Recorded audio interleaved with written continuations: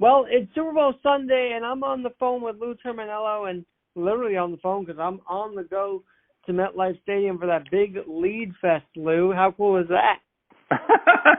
Well, I hope you have a very good time, Alex. And thank you for having me again, as always. I appreciate it. You know that. Of all the people for, Super Bowl Sunday preview, I thought you are the guy to talk to. So let's start with the big game, the big day. What Super Bowl Sunday mean to you just as a fan? Oh, my God. Super Bowl Sunday is, as they say, a national holiday. It truly has become a national holiday. And, it actually really started in the late 60s when Joe Willie delivered the only Jets Super Bowl to them when Namath predicted that they would beat the Colts, and they beat the Colts. And that's what I think lifted the game to the attention getter that it just snowballed beyond anybody's expectations. It's not only a great sporting event, it's a great social event, it's a great entertainment event. I mean, everybody's looking forward to halftime, as they do every year. The pomp and the pomp and circumstance and the beauty, the pageantry of the day is part of the game. Sometimes the game is secondary. The announcing, we remember Kurt Gowdy and Pat Summerall and Al Michaels, and throughout the years doing Super Bowl games. No, it's a memorable. It is the number one sporting event in America, probably besides World Cup, the number two sporting event in the world. I mean, they're going to have over 6,000 media people there on Sunday, breaking last year's record of 5,300. So that's all you need to know. Got you, Louie. No, I tell you what, for me, and we're both baseball fans, right? But for me, it's just a special day, and it's sort of a day of community. And I want to go back to what you said about national holiday. Why don't we just make Monday the damn national holiday after the Super Bowl, right? Well, when they add the 18th game, which I am totally against, I was against adding the 17th game. They're going to move it to a Sunday before President's Day. That's coming. That's definitely coming. I'm surprised they haven't moved the schedule back just so it happens that day. For sure, it's coming. President's Day Sunday. That's where the Super Bowl is going to land. And you got to remember, the first Super Bowl was played on January 15th. The famous Super Bowl III, Jets versus Colts, was played on January 12th. As late as 1977, the Raiders and Vikings, their Super Bowl games was January 9th. Yes, that 77 was the last year of the 14-game season. In 78, they started the 16-game season. And 16 is a good number. 14 was a little bit too short. 16 was right.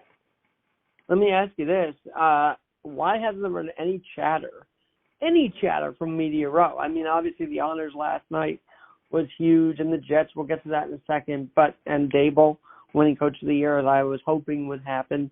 But let me ask you this. Why isn't there a lot of chatter down in Arizona right now? You know what? That's a very good question, and I was listening to Brian Kilmeade, who was in Arizona, and he was talking to David Portnoy this morning, and he brought that up. There's not a lot of chatter coming out of Radio Row, and I think there's like 128 or 130 radio stations on Radio Row. I don't know if because there's more podcasting now, but it seems like Radio Row is very, very quiet as far as really any information of any pertinent, quality coming out. It's really been, like you say, a very quiet Radio Row week.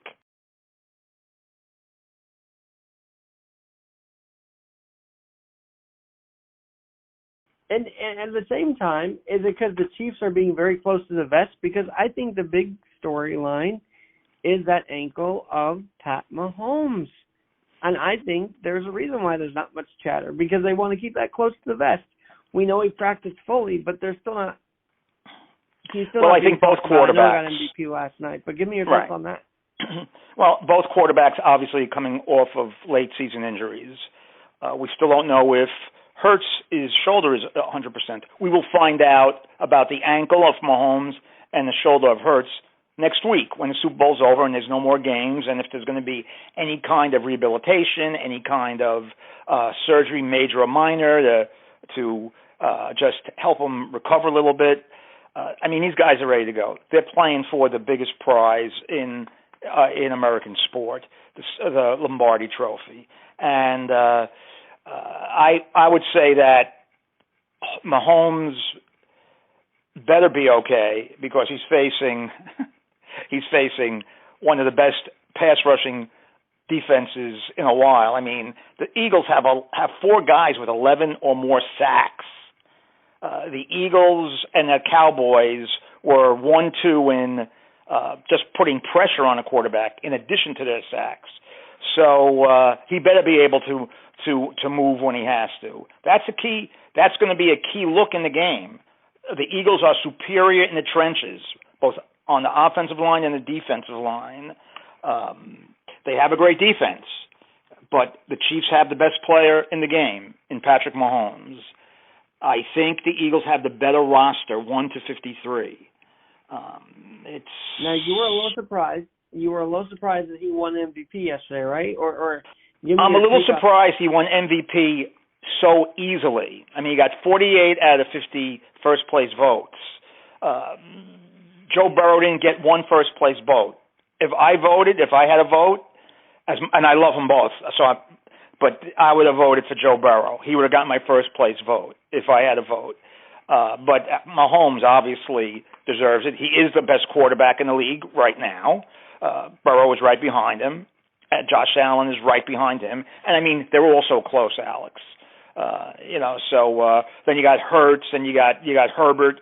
People forget about Herbert because the team he plays for always finds a way to stub their toe. And then next year you're going to have Trevor Lawrence moving into that category. And all but one are in the AFC. Like I said, the AFC is going to be a bear to handle for the next half dozen years. I like the Eagles in the game. I do. It's going to be a close game. I'm not going to be surprised at all if the Chiefs win it. I think that they're healthier. I think they've had an easier road throughout the season coming into the Super Bowl. So the NFC not have an MVP quarterback in a while? Is that what you're telling us? Because you say they're a bear. Does that mean those likes of, a Kirk Cousins or a Daniel Jones or Jalen Hurts? There are MVP candidates on the NFC side, right? Well, I would say Jalen Hurts is right now, and of course, Rodgers is going to be is 39, and he did win the last 2 MVPs before last night. I have no idea. We have no idea where Rodgers is going to end up, if he's going to play, if he's going to play in the AFC, if he's going to go to San Francisco. I have no idea what's happening there. But Jalen Hurts right now, of all the quarterbacks in the NFC, has the best chance of winning MVP. If a quarterback wins the MVP in the next year or two, but it's going to be tough to beat those AFC guys. That's for sure. But that being said, even though I think the AFC is better than the NFC right now, I think the Eagles are going to win the game. I like their roster. They're aggressive. They're physical. I think Miles Sanders is going to get 20 touches on Sunday. I think what the Chiefs have to do is find a way to get, and they always do, they find a way to get Travis Kelce open. They put him in that stack or that bunch alignment where he's like in the slot and there's 3 guys on that side, and the defense forgets about him because they're picking up somebody else. And as we said previously, the Mahomes-Kelce chemistry is off the charts. It's ridiculous how in sync Mahomes and Kelce are. So again, a ref's call, a fumble, an injury. But another thing, the Chiefs have a little bit of motivation. 2 years ago, they were embarrassed, 31-9. They didn't score a touchdown against Tampa Bay as Brady won Super Bowl number 7. Reed remembers that. Kelce remembers that. Mahomes, most importantly, remembers that. So they have a little bit of motivation They don't want to lose 2 Super Bowls in a row. That's for sure. So they have. I mean, that's and they've handled the Super Bowl. They've handled the Super Bowl pressure, Alex. The fourth quarter, they were behind in San Francisco, and when they won their first Super Bowl after 50 years. 2 years ago, even though they lost, they were still in the Super Bowl. This is the first time a lot of these Eagles, especially the quarterback, has been in the Super Bowl. And as I said, each week as you advance, the pressure becomes more and more heavy on you. Jalen Hurts this year, 16-1, the Eagles were. He was 16-1. He only threw 22 passes all year when the Eagles were behind. That's something to keep in mind.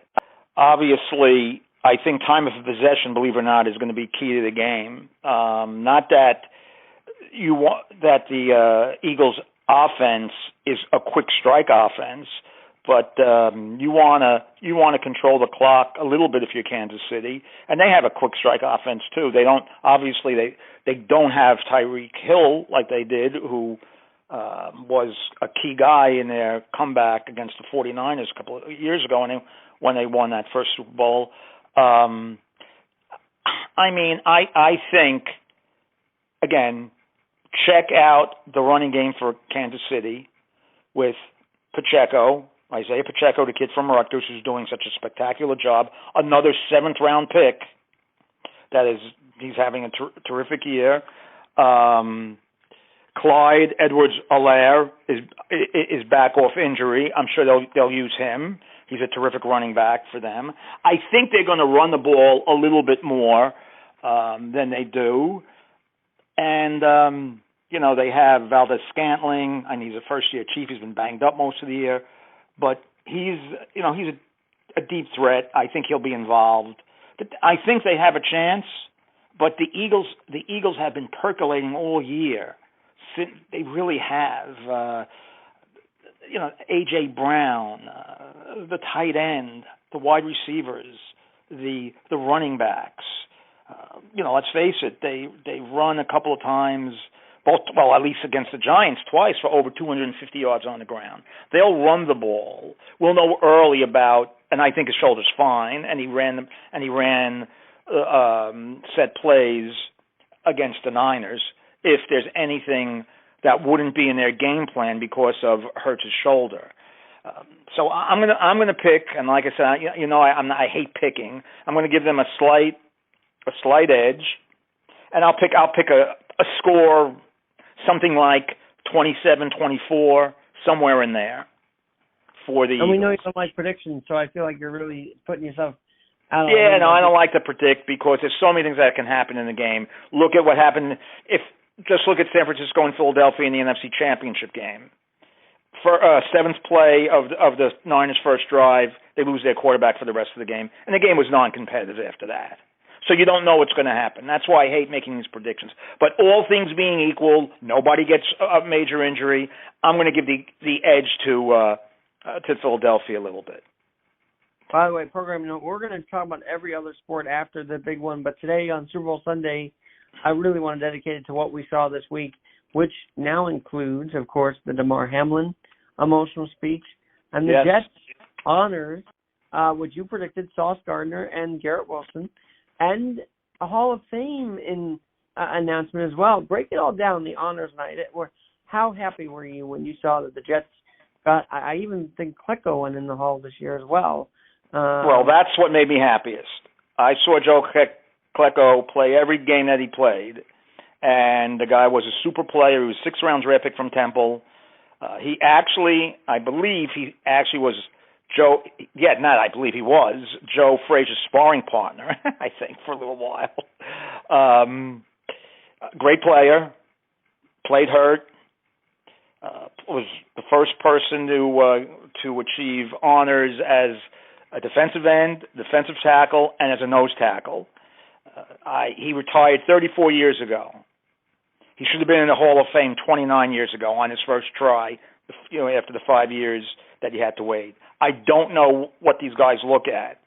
Dan Hampton made the Hall of Fame years ago, 15, 18 years ago. Not knocking Dan Hampton, but I'm just using it as an example. He's in the Hall of Fame. Joe Klecko's definitely in the Hall of Fame. Joe Klecko was great. I mean, he was part of that great New York sack exchange, which had the record for most sacks in a year for a long time. So I was very happy to see when I was watching last night when Joe Namath introduced him as a member of the Hall of Fame. Revis is the best quarterback I've ever seen live. I mean, I saw just about maybe one or two of his games I didn't see towards the end. But you watch him play, especially when you're at the games, and you can see how he basically cut off the field. He cut the field in half. He was a cornerback that traveled, meaning wherever the best receiver on the other team was, he traveled with him. He was incredible, and he made it on his first try, deservingly so. So that, as far as Jet legends, it was a great night. But the Jets also had a terrific night. The Offensive Player of the Year in Garrett Wilson. I mean, 1,100 plus yards. Considering that there was quarterback chaos for the Jets, and quarterback chaos is what cost them a playoff spot. But I was glad to see that they got recognized. Sauce Gardner has a chance to be like Revis. He's that good. It was a good night for the Jets. I wish they were playing this weekend, but hopefully we don't have to wait too much longer. You know, they had two players on first team All-Pro in Gardner and Quinn Williams. They had C.J. Mosley as a second team All-Pro. So hopefully they can figure out the quarterback dilemma, which is not going to be easy, and hopefully they could at least make the playoffs next year and hopefully advance a little bit. As I mentioned, we're going to cover everything else, but I just thought having the one Super Bowl Sunday was just perfect for Terminello's take, as always, Lou. And any, final thoughts going into this? I mean, look, I think we're going to see two great minds. It is the Andy Reid Bowl, considering he did bring the Eagles to a Super Bowl, not, about 15 years ago now. It's crazy to say against the Patriots. But he's been there with the Eagles. He's now been there with the Chiefs a couple times. Will he be outcoached by Sirianni? I just don't know. I don't know. I don't think he'll be outcoached by Sirianni. Could there be a controversial play that you'll see it? Or why is he's making this decision? Yeah, that could be.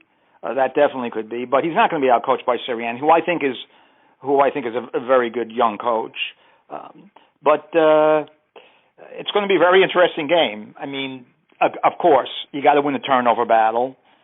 And you can't turn over the ball early in a big game when you're going to have 115 million people watching the game. It's a lot of pressure, man. It's a lot of pressure, Alex. It really is. Chris Jones on the Chiefs. I'm going to go out on a limb and saying that if Chiefs win, he could be an MVP if Mahomes isn't, because he's had an outstanding year at defensive tackle. I actually thought he was going to win Defensive Player of the Year, and they gave it to Bosa, which I had no problem with. But I thought Chris Jones, he would have been my vote if I had a vote. So we'll see. The officiating, ironically, the same ref, Carl Cheffers, who was the official in the game they lost to Tampa Bay. I mean, there was no controversial plays in that game. Tampa Bay just kicked their butt. But sometimes he has a reputation of being flag happy. But again, it's not his crew. Each position, officiating position, are the best at their position throughout the year. So these guys are working together for the first time. And many times in Super Bowls, they try to hold that flag at least a little bit, unless the foul is really grievous. They have no choice but to throw it. You know what we'll do after the Super Bowl? Also, we'll break down what's happening with Fox and Brady. I heard there's some controversy there, but to me, I really believe. I guess I'd say the Eagles have to score first if they want a shot. I think if Mahomes gets control early, then it might be a Chiefs win. I know it might be premature to say that, but I just feel like if the Chiefs can maintain control, Alex, I agree with you. Mm-hmm. Mahomes can score early, and Mahomes and the Chiefs can control the game. Again, remember, like we was talking earlier, This is new for this group of Philadelphia Eagles. And again, Hurts has been ahead 95% of the time this year. So we'll see. Everybody has different nerves when you have 115 million people looking at you.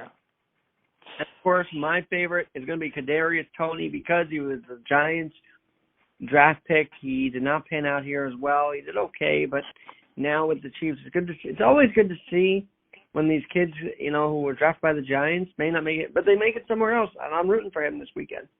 Well, if he's healthy, I know he's banged up. If he's healthy, they'll use him on jet sweeps, things like that. A wide receiver screen. They'll get him open in space because he has tremendous speed and tremendous moves and acceleration. So again, there's always that unsung guy that they're going to put some plays in the playbook for that you don't say, okay, we really don't have to worry about this guy. I think for the Eagles, even though he's been a great contributor, does Gainwell gain more carries? Does he get more carries during the game? But I think Miles Sanders is going to get 20 touches between running, catching. It would not surprise me if the Chiefs won. So I would not be surprised at all. I mean, the spread is 1.5. It went off at Pick'em. It would not surprise me at all. I just think everything has gone so right for the Eagles all year. I think they're going to finish it off. But again, if something drastically goes wrong in the game, they could become discombobulated, lose their poise, and have a more experienced key guys take over the game. But remember, 24, 25 new Chiefs this year. So it's their first experience also. But they have Mahomes. Chiefs have Mahomes, the best player in football right now. I want to see him throw that sidewinder, sidearm. It's a work of art when he does it on the run, I got to tell you. Hey, one last thing, Lou, $1 million question. You won't be at some bar watching this, right? You'll be in the comforts of your home, I imagine, or are you going to watch it with friends? I'll be in the comforts of my home. I'm not one to watch sporting events in a bar because I can't concentrate. Big sporting events. Maybe if it's a run-of-the-mill game in the middle of January between two basketball teams or two hockey teams or something like that. But a big game like this, I'm going to watch from home. Last year I went to a Super Bowl party, but it was a Super Bowl party where I was able to watch the game because we all wanted to watch the game. And unless something happens in the next 2 days, I will be home. Well, I'll be at MetLife watching this thing with the DeMoros. I'll keep you posted on that this week when we come back and review. This is our Super Bowl preview, Lou. Now we'll do a review after it's all said and done and then move on with the sports world because there's a hell of a lot to talk about off the gridiron, right? Oh, my God. This was a busy week in all sports.